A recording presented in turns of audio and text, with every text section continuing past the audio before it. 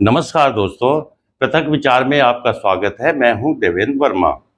क्या असम में किसी षड्यंत्र के तहत तेजी से जनसंख्या संतुलन बदल रहा है?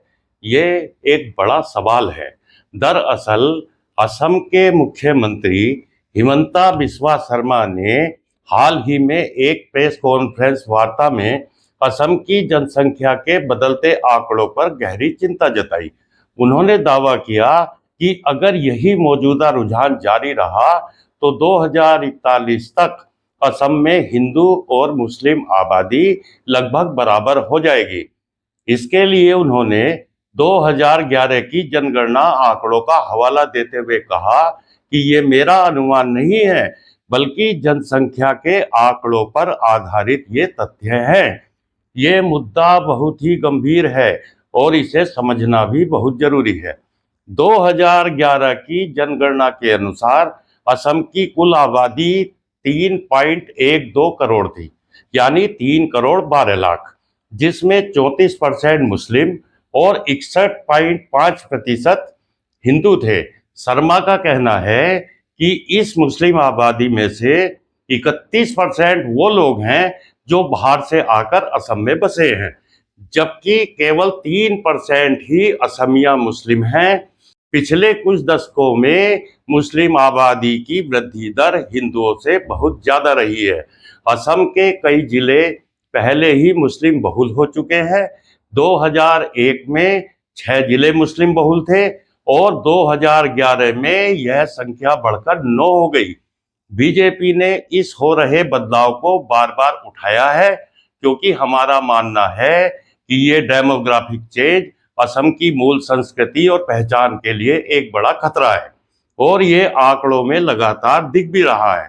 मुख्यमंत्री ने बांग्लादेशी अवैध घुसपैठियों को इस बदलाव का बड़ा कारण बताते हुए कहा कि असम में 29 लाख बीघा यानी लगभग 10 लाख एकड़ जमीन पर अवैध अतिक्रमण है, जिसके लिए यही अवैध प्रवासी पूरी तरह से जिम्मेदार हैं।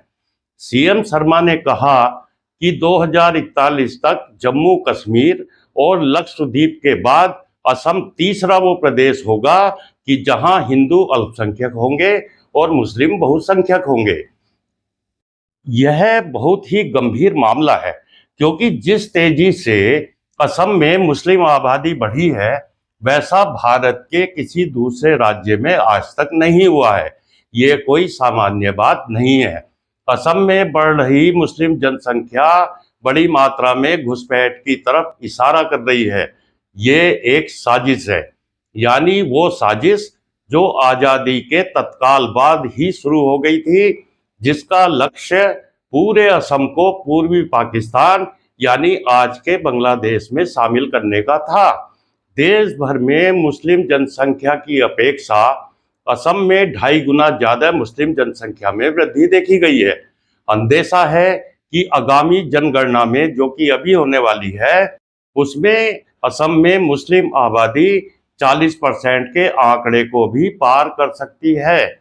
इसी मुस्लिम आबादी के बूते 2005 में बदरुद्दीन अजमल ने अपनी AIUDF पार्टी बनाई और धुबरी लोकसभा सीट से लगातार 3 बार सांसद बनने में सफल रहा।